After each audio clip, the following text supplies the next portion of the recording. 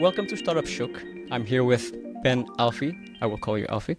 Okay, let's go. Alfi is the CEO and co-founder of Bluewhite. Yeah, I'm in Israel. Just came back from the office right now, and very happy to be back here at Reichman, strolling around the old places where I've been around for like 4 years. It's a great place. You get nostalgia of like seeing the similar buildings, or Yeah, I was free with no limitations, so yes, I cherish the moment when you are a student and Right. you can just, time is not as expensive when you have obligations. You started Reichman.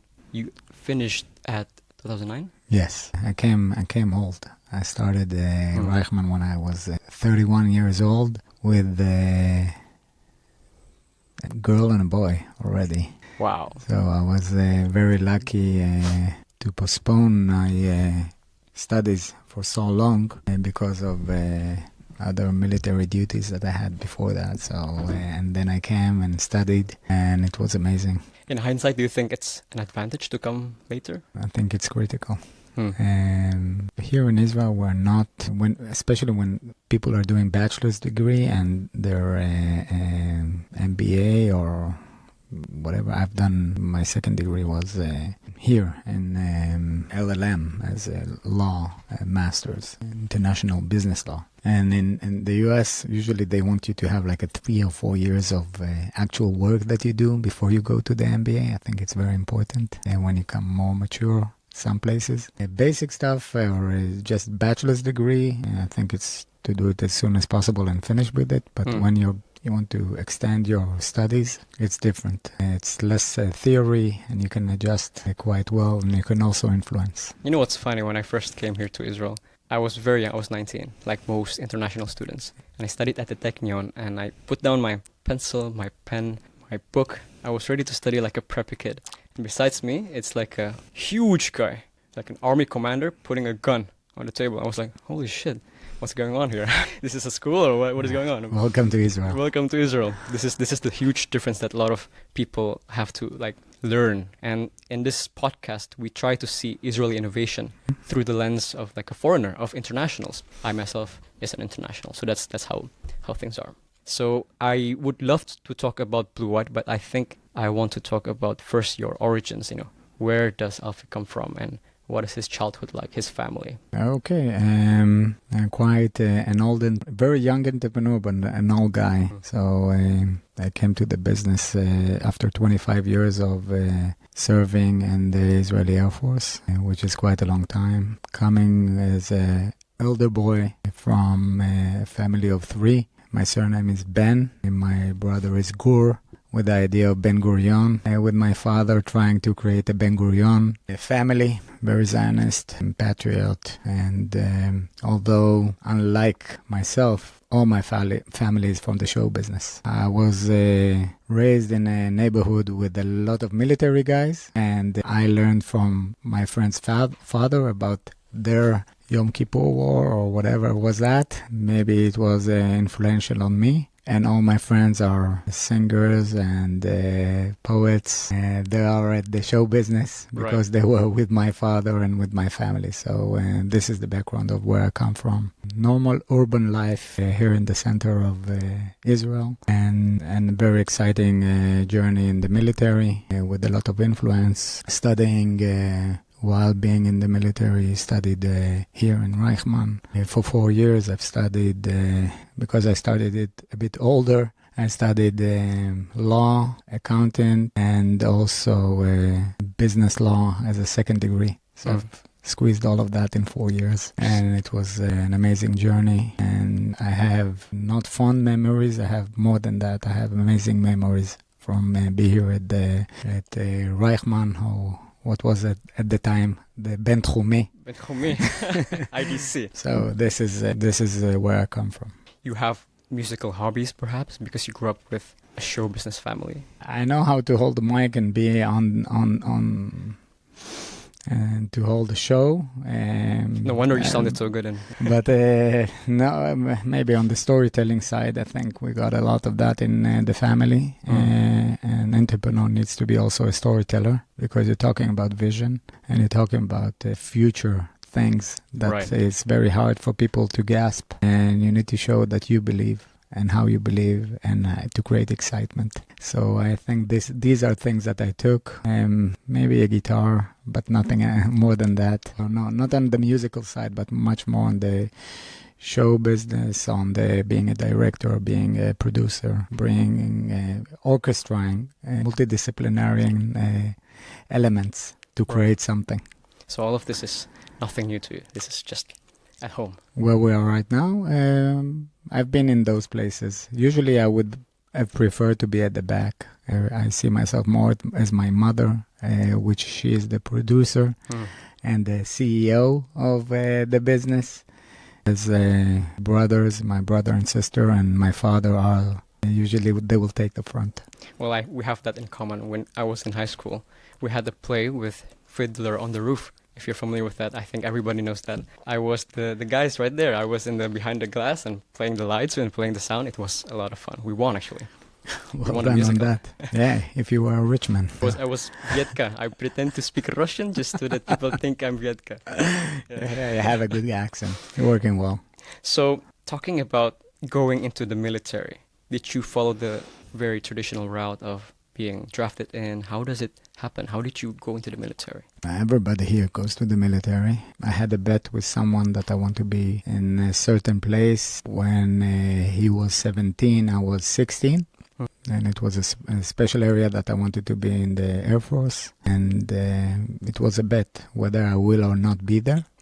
When I was 18 and he was 19, he died in Lebanon. And so I needed to make that bet and make sure that it happens. His name is Guy. I just remember as if it was today where we were sitting at the porch and talking, okay, what you're going to do at the military. So I'm guessing that things are, one thing leads to another. You never plan, but I will always strive to be in places where I can be with influence in a way. And I think military service here in Israel, because everybody is getting in, the ability for one person to create influence and to decide how far do they want to go is quite flexible. I was also very lucky that the people in the military have managed to cope with my character and to enable my wishes to accomplish. I'm sure there's a lot of personal growth in the military that happens in Israelis' life. I read the book Startup Nation. Saul Singer talks about the military, how it's really like a maturing experience, accelerator, just turning teenagers into adults. They're 18, 19, 20, and they have to do a mission somewhere dangerous, and they have to drive a helicopter or a tank. It's crazy for internationals to think that there are teenagers out there in Israel having to experience this. I think it is something very unique. Their roles and responsibilities that we give young people, and we fuck their heads in a way and really mature them sometimes too fast, and then they need to wind down in the Far East or South America after their military service. It is very unique. Without that, I don't think we would have talked about Startup Nation. We wouldn't have talked about, I think one of the biggest things is about believing that you can accomplish something at a very young age. And you can accomplish something even if you are short-handed with the budget or capabilities. Just do it. Just do it.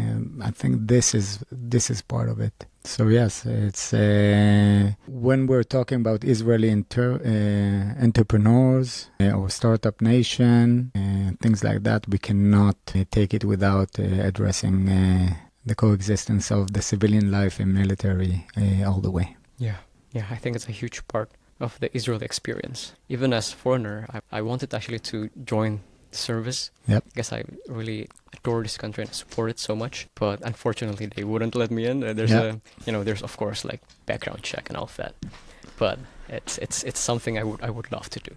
Now, talking about your military transition to technology, I read that you founded the company and you met your co-founders during your Air Force service. Yep. Talk about the transition. Why did you actually choose to go into tech? You could have gone anywhere, first of all, to find a business, to find making a living. But why tech? And Why this in particular? I think you're addressing something that is big. We're talking to a lot of people, also entrepreneurs, also people that are coming even to ask for a job or to work or ask for an advice. I have something that I've been doing from, since the age of 4, I'm guessing. Always have a 10-year plan. And part of it is that to have a long-term plan to look ahead and what you want to do and how do you want to accomplish it. I found that people are not thinking enough about, okay, so what do I want to be in 10 years from now? Do you know what you want to be in 10 years from now? I have a rough idea. I have a plan. That's great. And for that side, I've finished my military service at the age of 43, almost 44. 25 years, is it? Now I'm going to be 50 next week. Oh, yeah. Still have hair on my head, but 50. And the idea was, okay, I have no time. What's the plan for 10 years? And the plan was to make an impact worldwide in the civilian life from Israel. This is my goal. And then people ask me, okay, what does it mean? And I said, okay, I need to either give salaries to 1,000 people or to bring taxes of $1 billion to Israel. That's the goal. You have to find that way, somehow. Yeah. And then there was a question on how to do it and what are the limitations. And what I do in every decade of a plan, when I have a plan on the next decade, usually I also attach certain values to this plan. What sort of values? The values are the limitations of what you are allowed to do or not allowed to do in order to accomplish it. Meaning, I'll give you an example. What are the values of these 10 years? The values are fellowship, love of the land, and innovation. By the way, I didn't know I will do a startup in agriculture when I talked about it. And meaning that I wanted to create something without it being on the back of someone else, with the values of fellowship. When I want to have 1,000 salaries or to create a lot of income here to Israel, I want it to be with the values of fellowship. Whether it will be who is working with me, who is my client, who is my investor. Everybody should be with the value of fellowship in a way that I need to make sure that they gain also. We can be in that area, that you gain and I gain and nobody loses. The second one was love of the land. I want to create good. So the mission of what we're doing is important. And what good that is, you don't even know. But I'm not going to do gaming. I'm not going to do military. I'm not going to do porno on the metaverse. Everything is nice. I mean, we can make a $1 billion quite fast on that one. But I'm not going to do that. These are my limitations. And innovation, I want to create something that is new. And it doesn't mean also just to create a new technology when you say innovation. Innovation can be, okay, we're doing robot as a service. Nobody talked about, you Google robot as a service at 2017, you don't have any answer. There is no. And now everybody is, okay, robot as a service. Or how do you change the world of agriculture after 100 years, nothing has happened? Or how do you incorporate technology in places that only sell metal?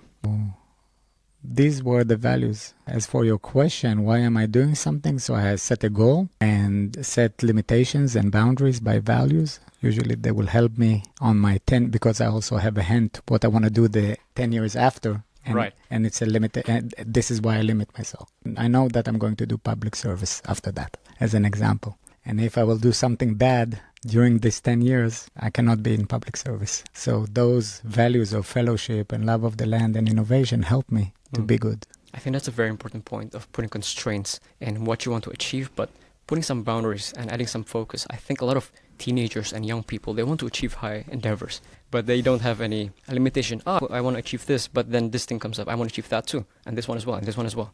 But there's no constraint and there's no focus. I'm totally with you. And some people say, okay, at all cost, or I don't care. I think we do care. And when you do that, when you say no to something, although you are very tempted to say yes, because it can help and shortcut or something else, it's you're okay with that because you know why to say no. So you're not tempted. No, it's powerful. It is powerful. Usually, if I can say something on myself, I didn't say enough no's in my life. Really? Yeah, I'm a pleaser. Really? Wow. This is why I'm here, sitting with you. You asked me to come. Hey. All right now. I'm joking. Talking about Bluewhite now. There is a concept in Y Combinator. Mark Siebel once said, Y Combinator, for those who don't know, is a huge American accelerator. It's the biggest in the world. Amazing companies come up from there, like Airbnb, for example. Now, in Y Combinator, they have a concept of organically finding a startup and intentionally founding a startup. Organically is like Mark Zuckerberg.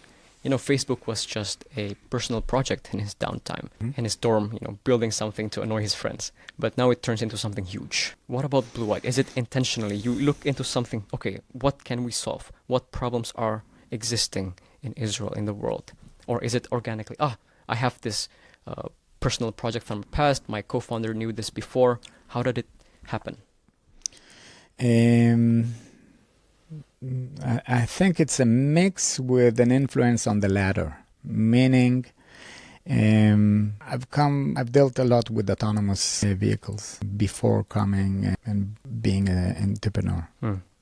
And I've seen disruption. Meaning I've seen what does it mean to incorporate autonomous vehicle on a certain industry and transform it totally. From investing millions of dollars on people to become pilots and transform it to 18 years old boys and girls in 3 weeks. They can do much more than that, sitting, drinking coffee while using a keyboard and moving autonomous vehicles. In 3 weeks. Okay, so, and you've seen the numbers also, on the percentage of how many hours autonomous vehicles are working in comparison to manned operation and how expensive it to maintain it. You hardly do training in autonomous vehicles. No. You don't need to train. And on manned operation, 95% of the flight hours is training to the 5% that you need, as an example. So you have simulators and which do cost reduction, but actual disruption with autonomous vehicles. And it was 2017, and I said, okay, now it's becoming something strong in the civilian life. And I know that unlike, let's say, the early 2000s or the late 1990s, where it was very expensive to do autonomous vehicles, and this is why it was only in the military area, now it's becoming cheaper. Sensors are cheaper, communication is cheaper, computing is cheaper, everything is cheaper. So, hey, maybe someone can actually order a pizza with a drone or something like that.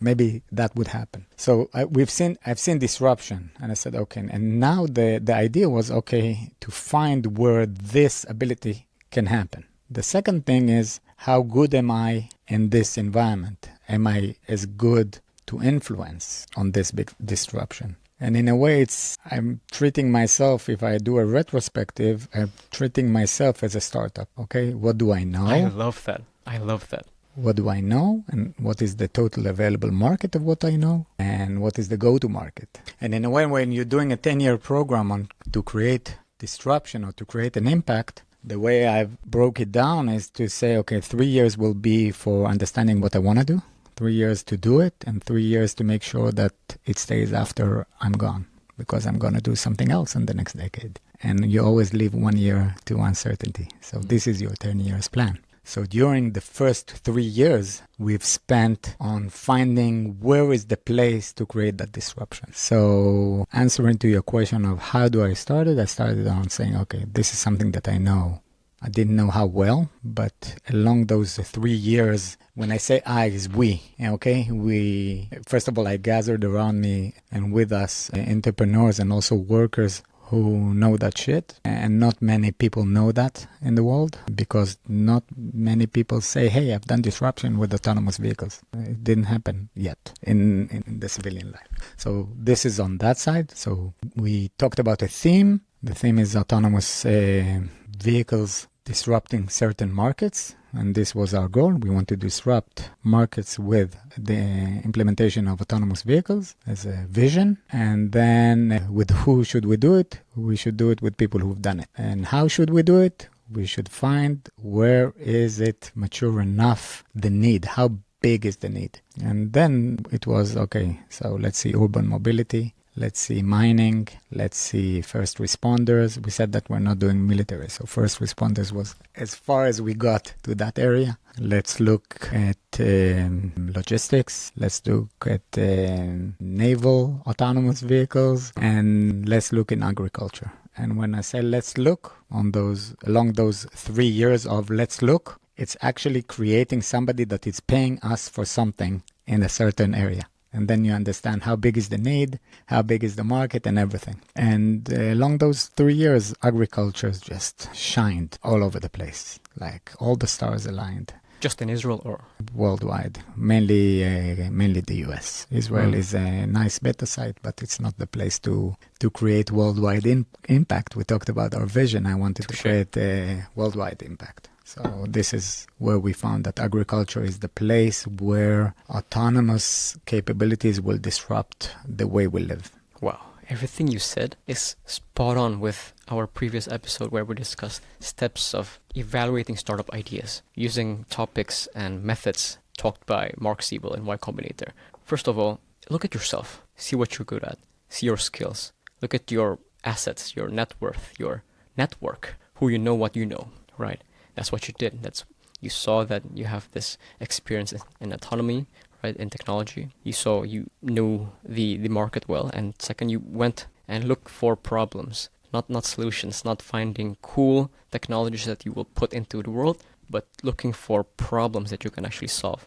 You're in love with the problem. You delve into the problem, not the other way around. That's powerful. Yeah, I think, I've done force build-up for quite a long time also in the past. I don't disagree with technology finding a problem.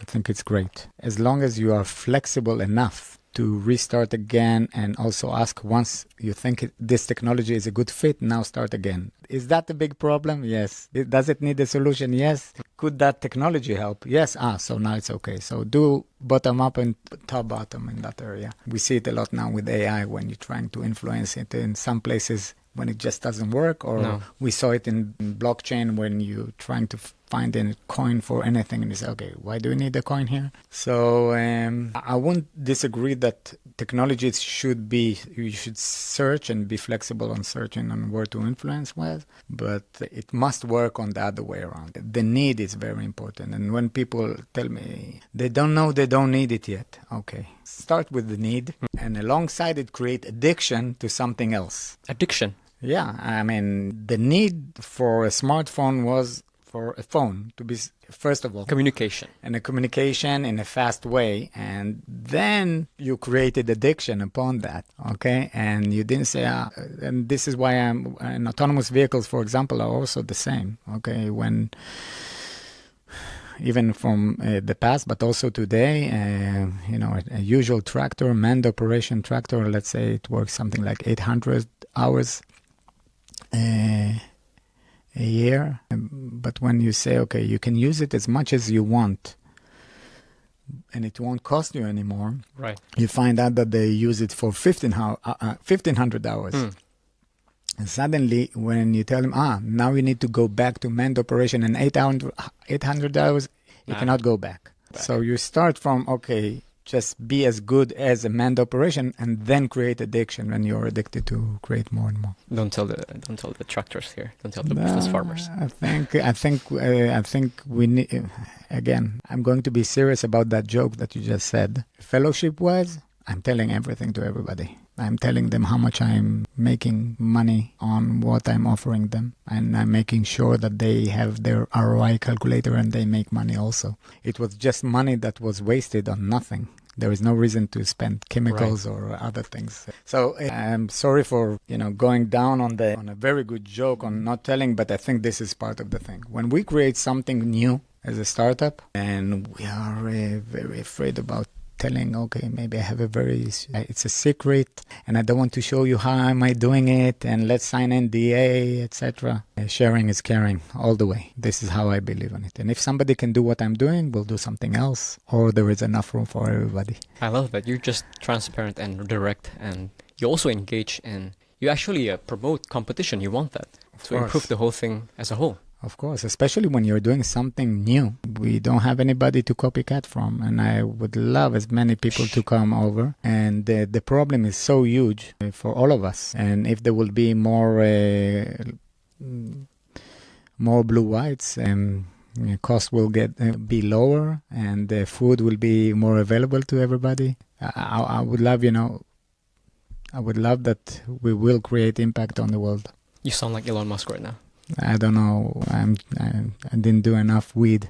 I will bring one next time. No, I never done. I'm sorry. This is something that It's the first time for everything. I'm open, but not now. So talking about the name Bluewhite, it reminds me of this amazing country's color. How do you come up with the name Bluewhite? Just in the face. Bluewhite is because I think I'm very proud of being Israeli. Very proud from being from Israel. It is part of me, it's part of the company, it's part of us as entrepreneurs, it's part of our values. We go to growers all over the world, they ask us why, I say the color of the flag, tell us if there is a problem, we'll go now. Nobody kicked us away. I think there were a lot of discussion. We've done rebranding, by the way, around 2 years ago. And I think we spent at least 3 days about should we keep Bluewhite as a Bluewhite. What were you thinking? Blue, white, blue? No, the idea of we want to be a global company. And should we talk about being Israelis? And does it affect? And, you say, okay, it's just who we are. We are not, this is who we are. We are, behind it is the ability to innovate, the ability to just do it, the ability to deliver. This is who we are. And so this is why we called ourselves Bluewhite. So if you conquered all America, I heard you're moving into also Washington. If you conquered all America, are you going to call it red, wine, and blue?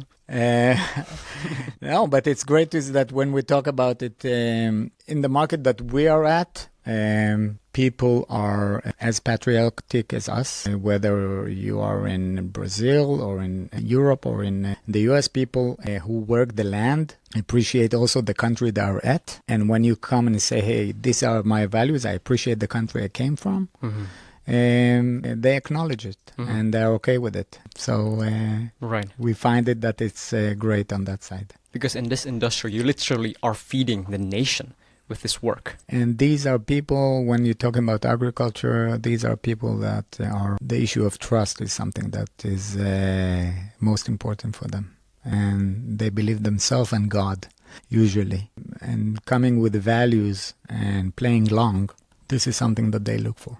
I think they will know a lot about it.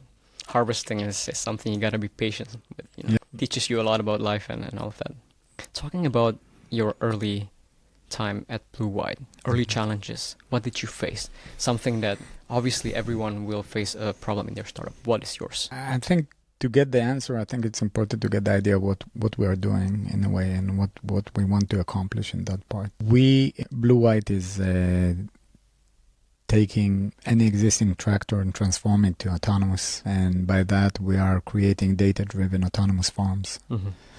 Meaning we transform a normal tractor that was operated by people, and you can still operate it as a person you have with a click of a button, but it will also work alone day and night and not just be tractoring. It will actually do the job, whether it's spraying or mowing or herbiciding.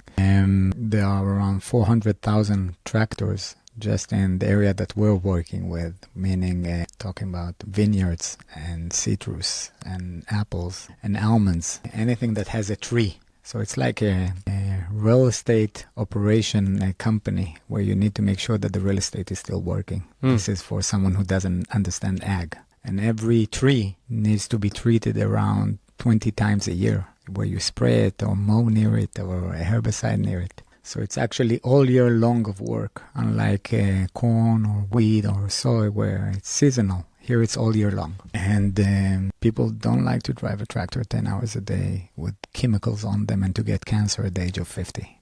The only reason people do it because there is no other option. Young people, now that the baby boomers are in pension, there is no one to work the land. They want to work in Amazon. They would go to Amazon, exactly, or even McDonald's, where it's $21 an hour already in California. Touché.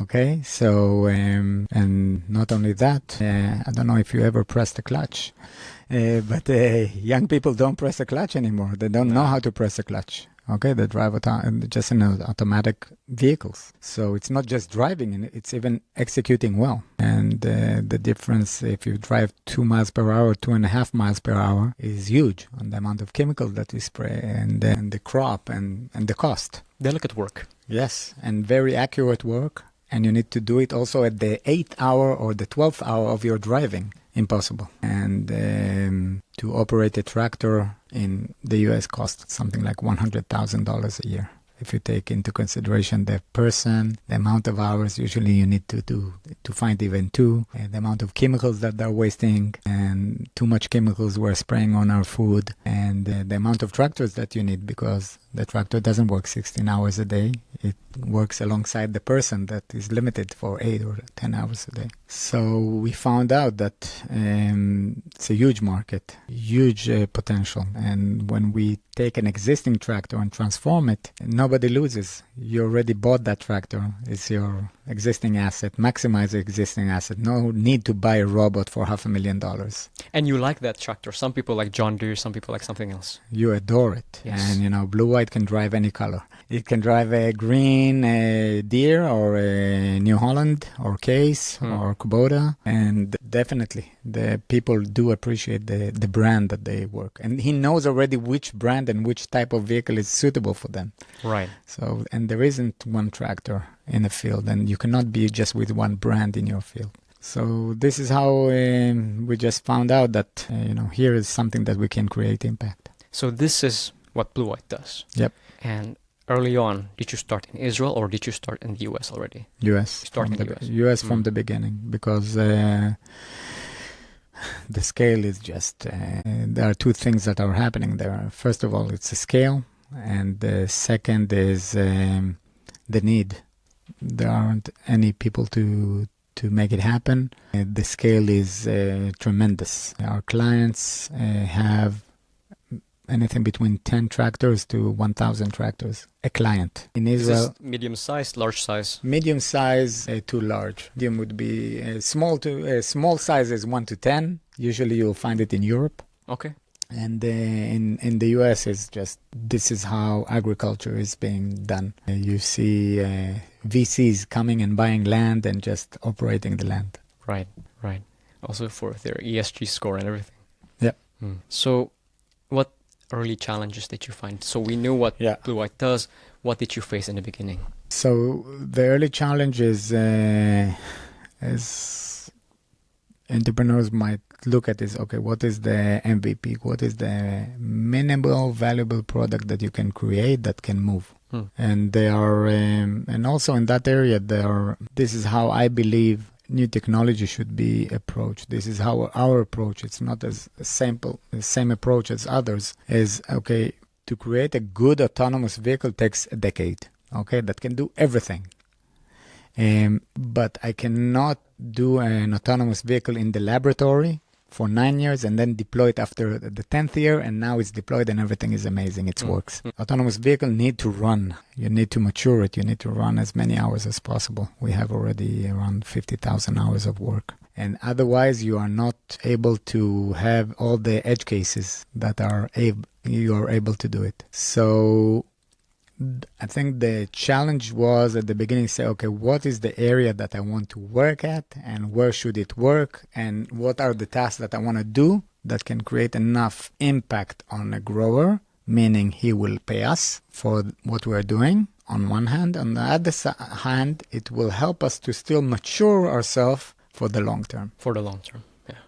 Otherwise, it's you have in urban mobility, you have Waymo or Cruise that are still working just in San Francisco in a certain neighborhood with 100 cars alone, not really commercial, and the expenses would just be terrible. So is there like a Steve Jobs story in the beginning where you built something in someone's garage, putting technology, Arduinos, Raspberry Pis maybe on a tractor like you bought off of eBay or something? No, so this is how it's been done. We had also an amazing grower at the beginning that said, hey, I know it's just the beginning, but I'm a third generation of early adopters, and I'm obliged to my father and my grandfather to adopt new things, come and work in my farm and start working. And from there, we just enhanced more and more things. The amount of things that we didn't know were huge. And just along the journey, we knew more things that we didn't know. And now, once you know it, you just create a plan how to tackle them. But the biggest thing is, what don't you know that you don't know? These are the biggest obstacles, if I can think of, at the beginning. That's a brilliant point. I think a lot of teenagers and aspiring entrepreneurs, they write a spreadsheet on what they want to achieve in 1 week, in 2 weeks, in 3 weeks. Man, you don't know what's going to happen in 1 week. You don't even know what challenges you don't know, right? So that's a brilliant point. You don't know what you don't know. And just to find them out, you have to have a bias to action. Just go out there, get your hands dirty, build something. You need friction. You need friction. Without friction, you have no idea of what's happening. You need a feedback. And you need to make a feedback without it being too costly. The more you are open to your customers about what you have and what you know and what you don't know, it will help you. Sometimes it's not as easy, but then maybe it's not the correct customer. Maybe there are customers that need something more mature, and they are not the correct ones to come with immaturity. So this is it's again, you cannot behave differently inside and outside. And the last thing is, how fast are you to cope with your faults or your understanding? Do you have, what is the time difference between sensing that something is not what you thought, to why, to okay, what is needed, and how do I solve it? I solve it, I implement it. So this cycle, what is called agile in a lot of places, is how do you do agile in robotics? And how do you do agile where the development is in Israel and the client is 8,000 miles away? Two things you said that's struck to me. Number one, you need to have that thick skin and scar tissue to just, okay, fine, this product is not for everyone. Not everyone is going to agree to invest nor use my product, but you have to keep going and asking and finding the market and finding people to work with you, because I think early adopters, they're almost like partners. They tell you what you need to fix and you work with that. Second one is your agility, iteration process, how you sense something going wrong and you go back to the drawing board and fix it. Yes. Amazing 2 points. And I think for that, when you go back to what are key success areas, is who are the people that you have. And if you have people that when change is happening, they say, hey, it wasn't my roles and responsibilities, they are not the correct people for that area. We need to be flexible. So if we need, we all be marketing people. If we need, we'll be business customer success, or the flexibility on that side. And as long as slowly you are more accurate and you already know, and it's about execution of a certain program that is more known, then you can increase and invest more on the talent side of who is the perfect person for this problem. But if I bring from the beginning the perfect person for this problem, and I found out that this is not the problem, what do I do with that person? So the spiral development that I'm talking about, the spiral capabilities moving from minimal viable product MVP to enhancing more suitable to more and more type of customers, to more and more capabilities. Also, there is a spiral development in your company of what is happening. We started 5 years ago, and we are now around 140 people of developers. At the beginning, it was much more service company because you need to be there to Right. react. And once the product is more and more mature, you can be more of a product company and invest all those people on development, new things that you already know. And you need less sensors on the reaction time. I think this is part of the amazing journey that we have passed until now in the company that enables us to understand that we have the DNA and the ability to react to changes. And I didn't bring in Corona, and I didn't bring in, all kinds of other crises that we have right now, or supply chain crisis, and all things that happened in 5 years, or inflation, things that just weren't there in the matrix, or how hard is it to get money today in comparison to 2020, 2021. That's the height of the market. That's when I raised funding for my startup, actually. And then after that, it's just downhill. Nothing's going on. Okay, 2022, 2023. So we just closed round C right now, round from 2021, with almost 50% of the money is from new investors. 37 million. 39. 39. Okay. 37 was the last one. Now it's 39. And we are very humble that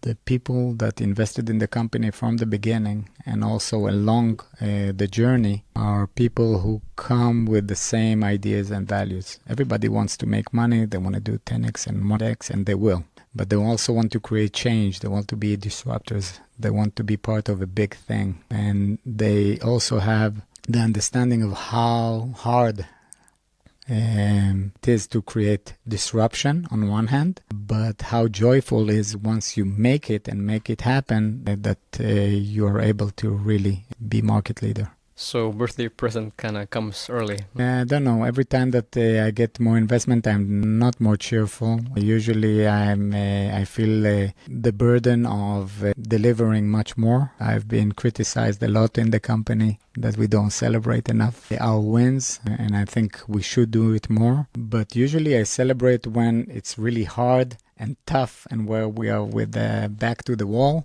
And when we succeed, I just think about the next accomplishment that we need to bring. And people invested money in the company because they believe, and they believe that we can execute, and we need to execute. When your back is against the wall, that's when you discover who you truly are. And when you are in the heights of heights, that's when you have to be careful, because you have a lot to lose, and you have a lot of responsibility to manage. We're bringing salaries to so many people, and we have customers that really count on us, because if we will not deliver, there is a risk to their business. And if there is a risk to their business, there will be a risk on the price of food. And if there will be a risk of the price of food, both of us will pay more. The responsibility that we have in the company exceeds our, okay, we tried and it didn't work. No, I'm not spending the best days of my life on trying and it doesn't work. Right. Okay, we didn't come to this point not to succeed. Mm-hmm.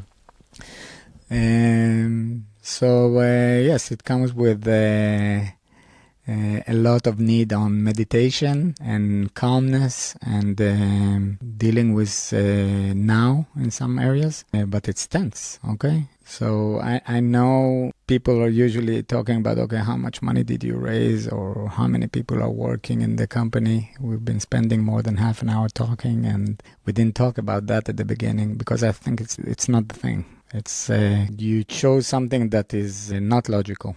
Okay, to be an entrepreneur has nothing with logic. Right. It's too risky, and it's trying to do something that is impossible, that you believe that is possible. It's a service. You're trying to push innovation. Not everyone is built for that or should do that. Trying to push innovation. What do you think about that? You're trying to create something, and creating is, I don't know, I'm a parent, so you think about your children when you're creating something. And And everything is nice when, okay, now there is pregnancy and you're expecting and everything is great. And then you go to the hospital and you're scared, but there are still people in the hospital and everything is great. And then you go home with a newborn and nobody is looking at you and how you're doing it and say, okay, is that legal what I'm doing right now? Where's the manual? And the responsibility of how to deal with that. And it never fades, the responsibility, the telephone from your kid. And I think in a way, being an entrepreneur, you are creating a kid and you are creating something. And the more this kid is growing up, you have more and more responsibility. Okay, you didn't work for nothing all that time. You want to see it walks along and works along.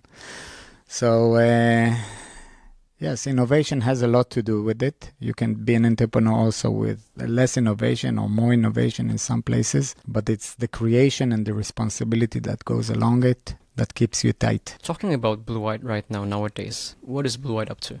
Bluewhite has managed to become commercial in autonomous vehicles. I'm saying it because we're talking about autonomous vehicles so many years here at the startup industry in Israel and also worldwide. And you don't have a lot of autonomous vehicle companies which are actually commercial and are dealing with scale.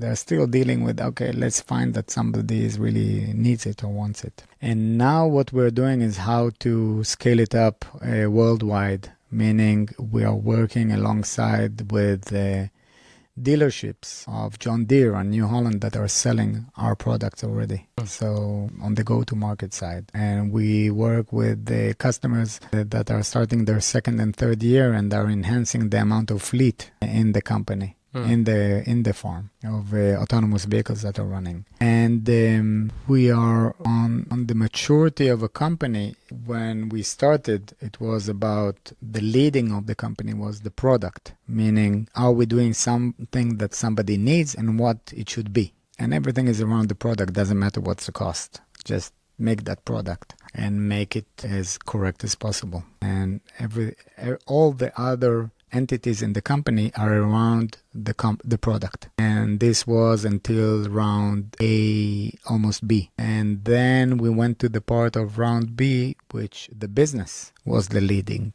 of the company. And when you mean the business is, okay, how can we sell more and more of that product? And to who? What is the go-to-market? Should we go direct? Are we going to be Uber or are we going to be Mobileye of the farming? We understood that we want to be more of Mobileye of the farming because we found out that there is an amazing ecosystem that exists already of dealerships that are already there. Why build from zero? Yeah. Why should I have more and more marketing and sales people where I have already people there that know exactly what the customer needs and how to explain him that he needs our solution, our aftermarket autonomous vehicles and data-driven farms. So it was around the business and it still is around the business. And now we are transitioning where it's around money. We need to create a healthy, growing, long-lasting company, meaning dealing of, okay, the unit economics and how to enhance the gross margin and how to lower as much as possible the need of our people to be with the customers or with the dealership, or everybody can do everything.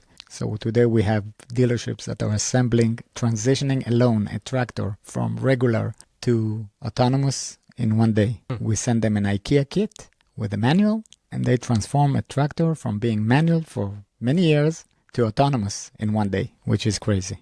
This was what enables scale. So this is how it looks right now, and with the idea of IPOing in 2 or 3 years. And talking about the sneak peek of the future, I've heard from marketing there's this product called Gen 3. Do you want to give us a sneak peek about it?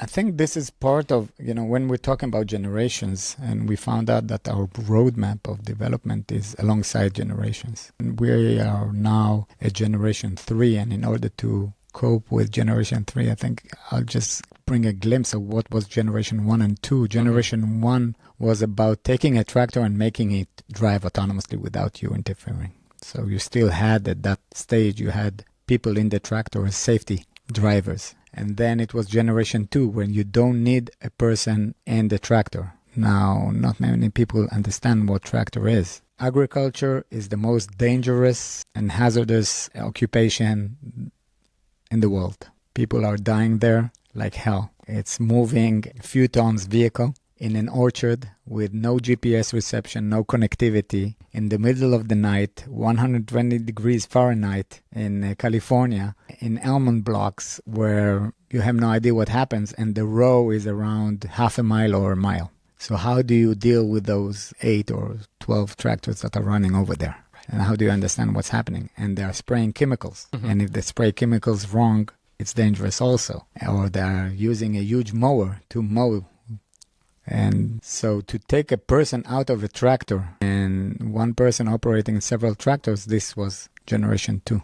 And generation 3, that all what we're talking right now is being operated by the client himself from the beginning and without our help. Which means, how do we do dev support from far away? How do we give a response whenever there is a malfunction? Automated feedbacks, data collection, simplicity, working over the cloud on everything, multi-language, Spanish, English, right? Big buttons, and it's a huge thing. And when you compare it to autonomous vehicle industry in the urban mobility that we've seen billions of dollars invested, we are still in generation 1 with only about maybe 4 companies, safety drivers in their vehicles still. And if you look in other industries, you don't have generation 2, and you definitely don't have generation 3. So we are entrepreneurs, and this is how far we're getting there. And all the other OEMs or startups are far away from that. A very similar roadmap and level ups with, autonomous cars in the streets, level 1, level 2, level 3, level 4, right? A lot of cars in the world the autonomous ones are still at level 3 right now. Yeah. Still with human feedback and all of that. So it's amazing that you're replicating that in the field. Yeah, so we have a level 5 tractors and in areas that you have no connectivity, and yet it's much simpler than urban mobility. There is a reason why we went there. The edge cases are lower. You drive 0 to 10 miles per hour, and things are happening slow in a normal pace. The mission itself is very repetitive. Only if there is abnormality you need to intervene. So there is a reason why all the stars are aligning over there, and a huge need. But a bigger impact to humanity. This is food.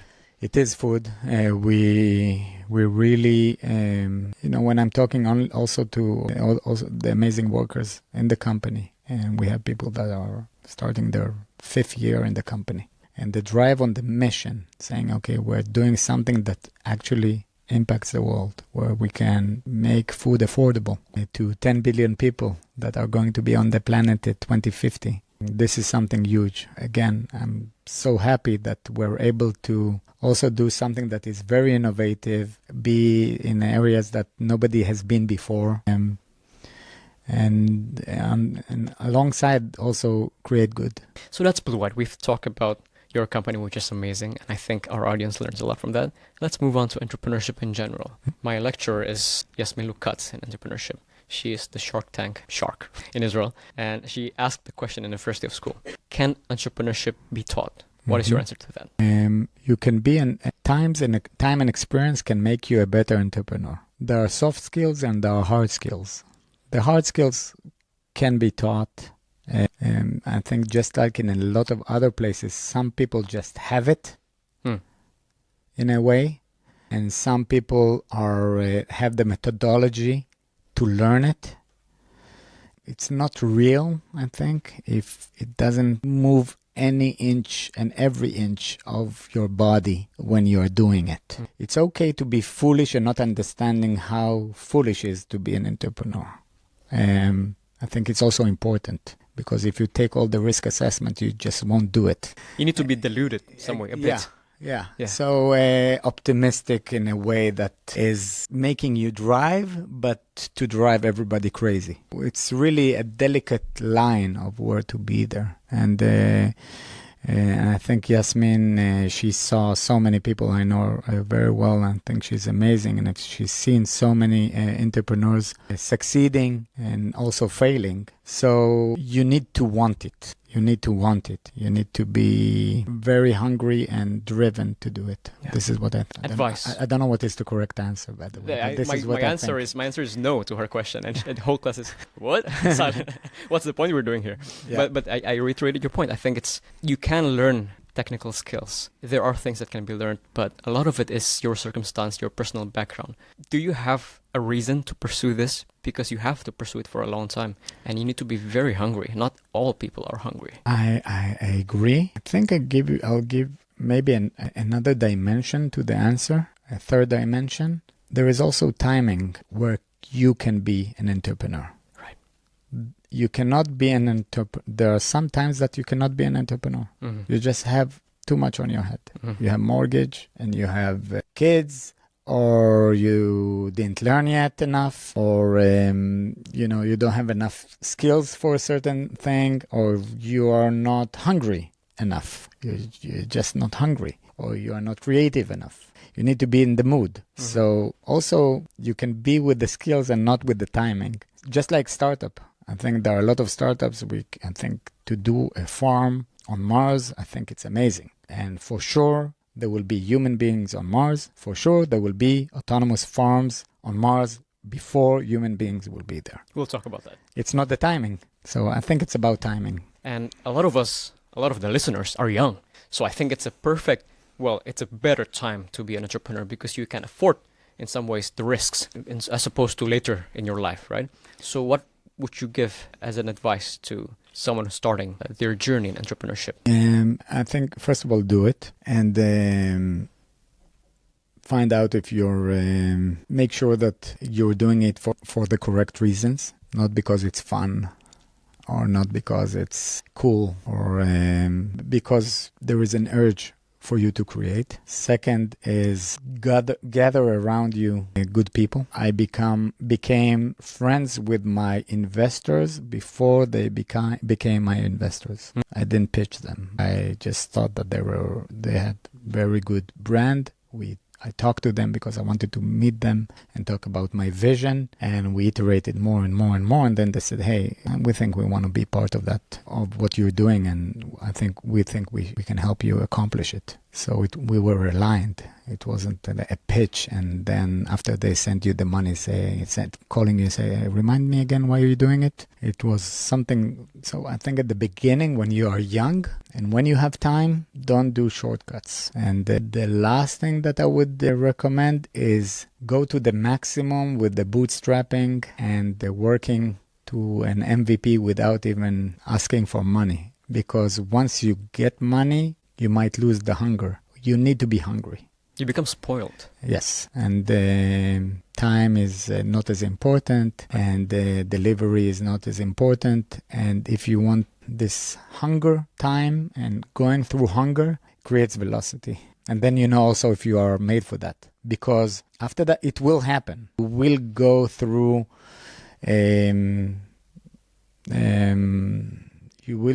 those bad phases, and you want to test as fast as possible. Can you cope with that? Do you have the agility for that? That's amazing advice. I think a lot of entrepreneurs will really find help with that. So we're going to the fun section in our podcast called the comment section.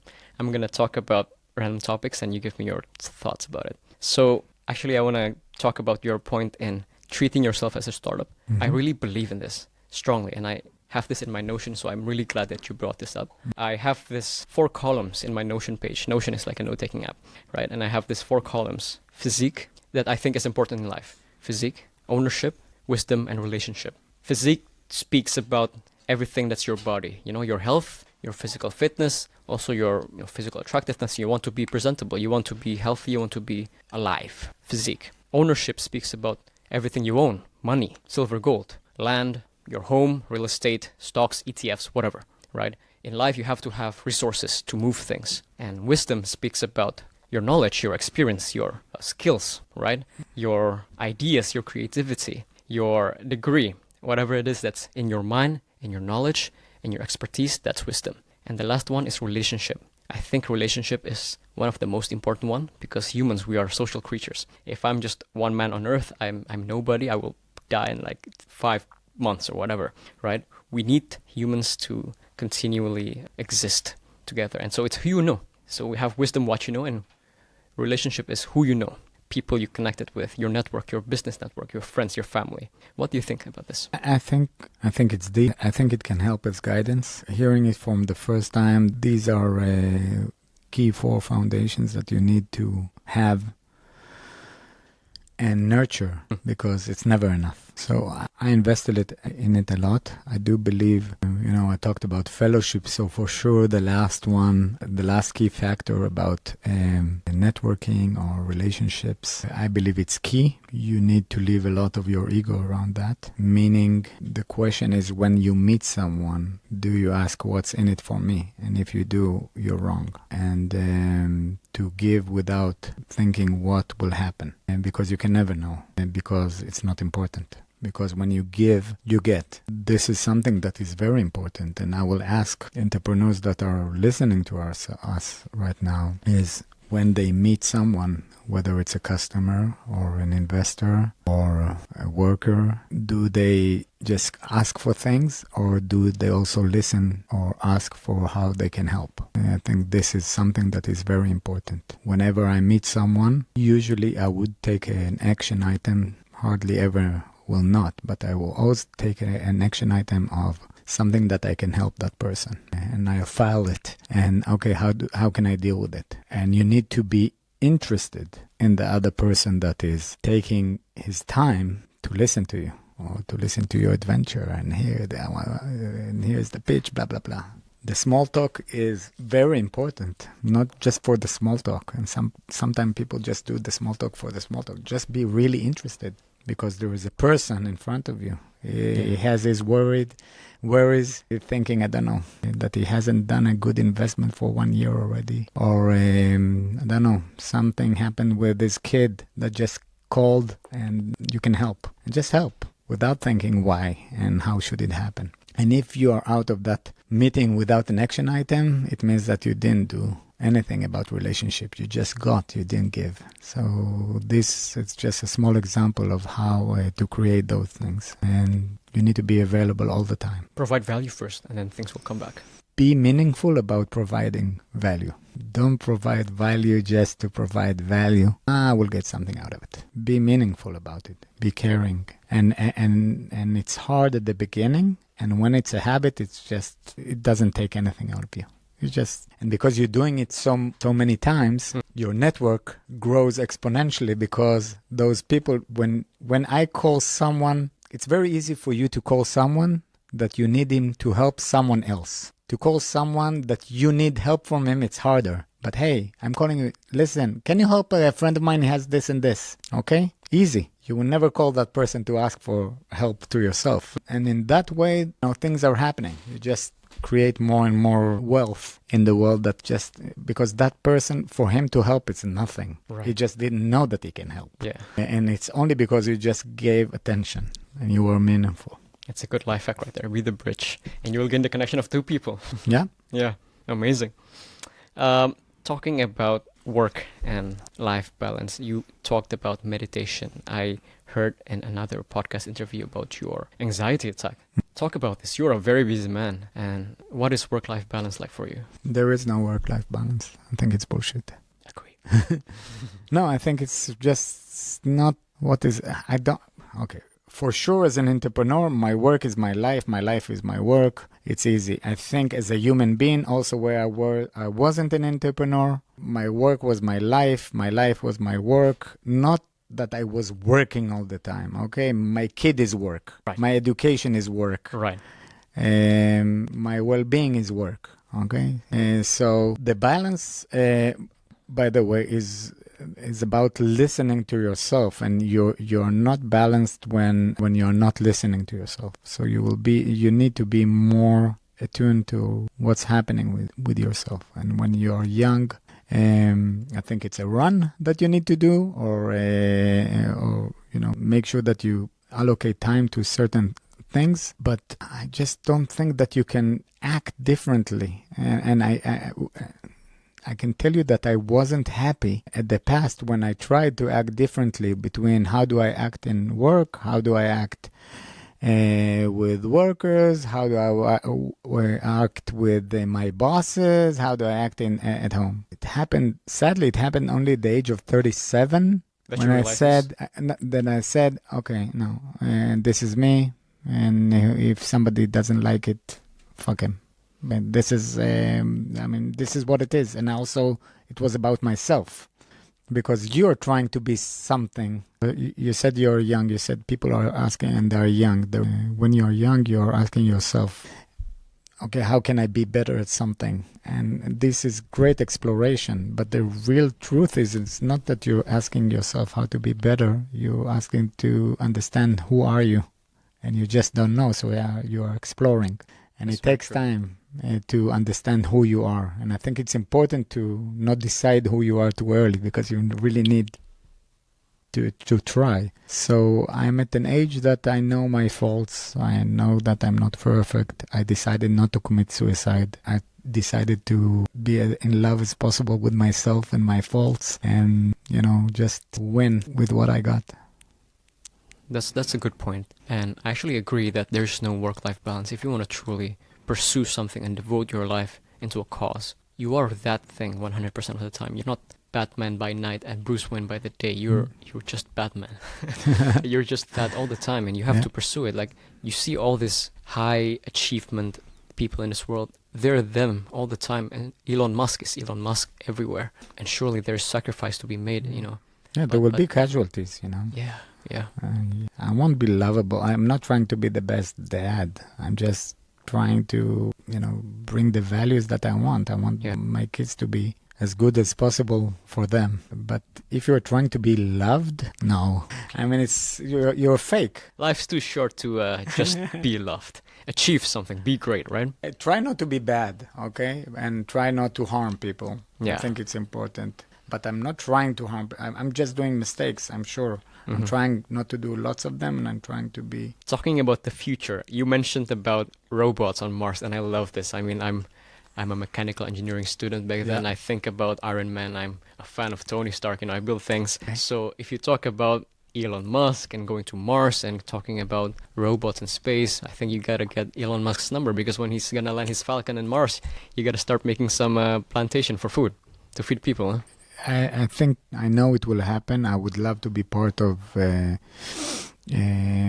helping humankind as long as I live. I think it is important. I would love also, I talked about being in public service, so to help in humankind also in those areas where we are accepting the diversity between ourselves and between people, understanding some things that we tend not to remember, that we have more in common than we think.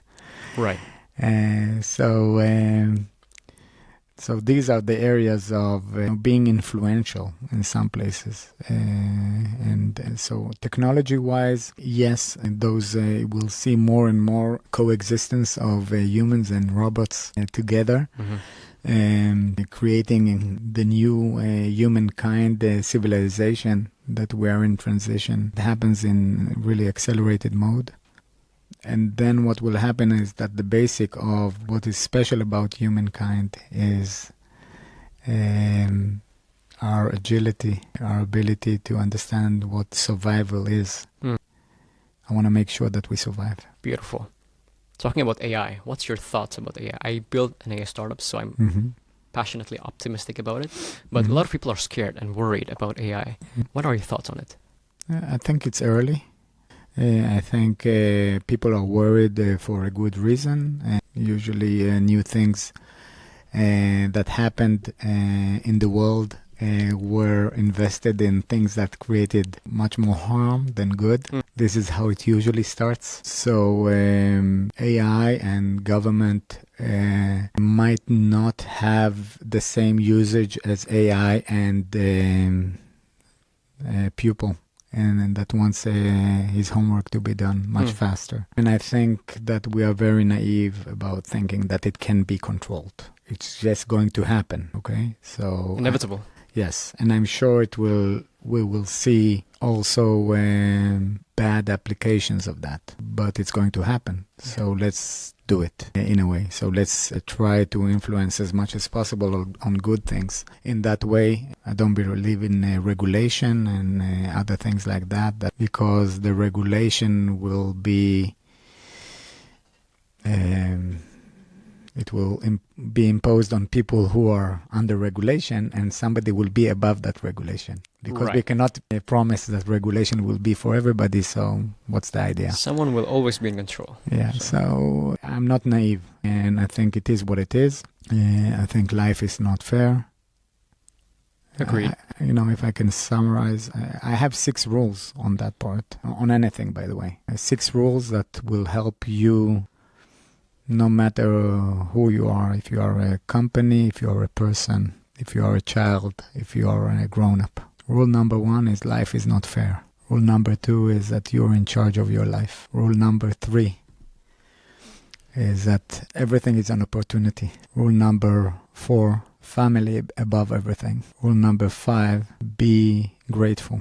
And rule number 6 is don't be afraid. So if you accomplish those 6 rules on anything that is new or a situation that you are at, and you go by these 6 rules, you assure yourself agility, and you assure yourself that you limit the reasons of why you are not successful just to yourself. So it's only about us to create happiness and success. Take accountability on your own life. Yes. Beautiful.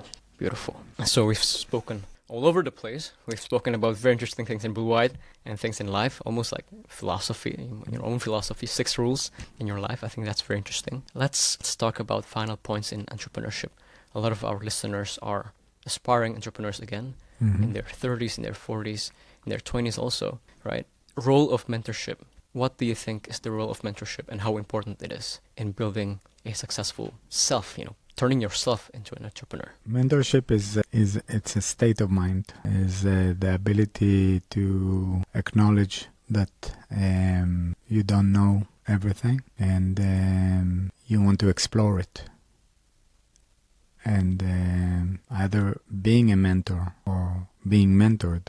I don't know any mentor that is not also being mentored. In that part, I think is about, first of all, everybody needs one. It's not the same mentor for everything that you need. It can be mentor for a certain reason. I think a mentor should have few major things that are critical for you to learn from. One is you need to trust that person.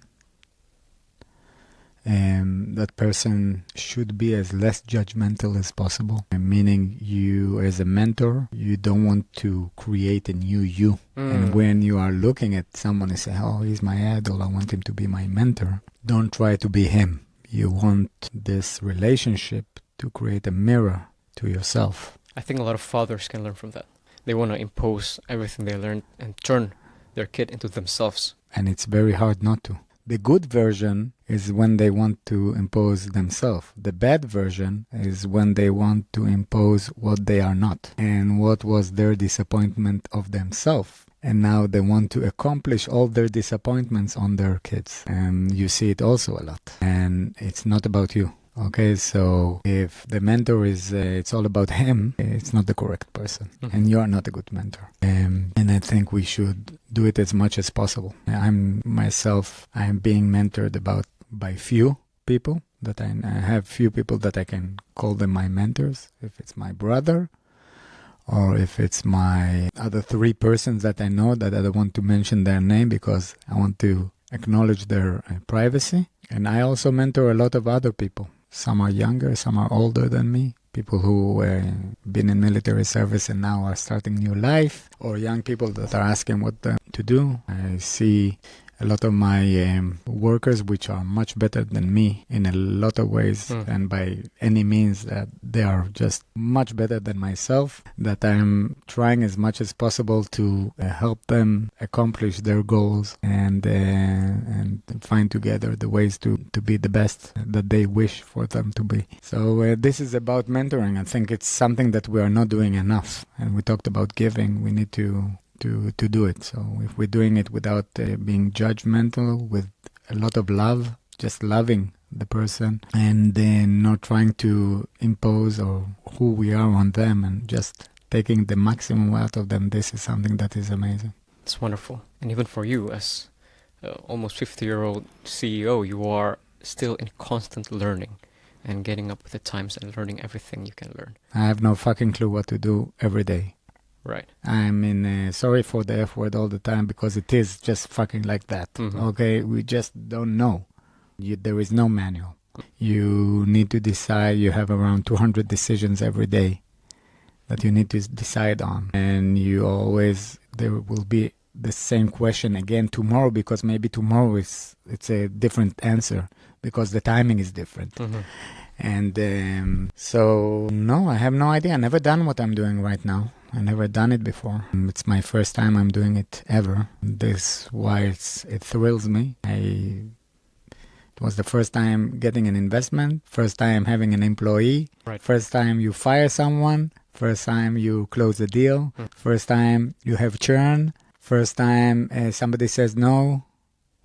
First time for everything. And the idea is always don't try to play that. It's okay to be confident. I'm very confident at what I'm doing. I have no doubt that this journey will end amazing. Zero doubt about it. And yet, I'm scared shitless at the same time. So it's about not being scared in a good way about the end goal, but be doubtful, or ask yourself and put around you as many people as possible that can help you accomplish what you need. Amazing, amazing advice. Thank you very much for coming. Cheers. It's been a pleasure, Alfi. Well done. I think a lot of people are learning a lot from you and consider you a mentor. So that's why I talk about mentorship. Well, a good mentor doesn't need to think about it. You just need to give. But really, thank you very much. Again, thank you for IDC and Reichman University here to host us. I think it's an amazing place. I think it has a great area to help people how to accomplish themselves and to bring skills like you talked about. Right. And also great for the network that is needed also. And I think what you're doing here is amazing. And thank you for hosting me. Alfi, it's been a pleasure. Cheers.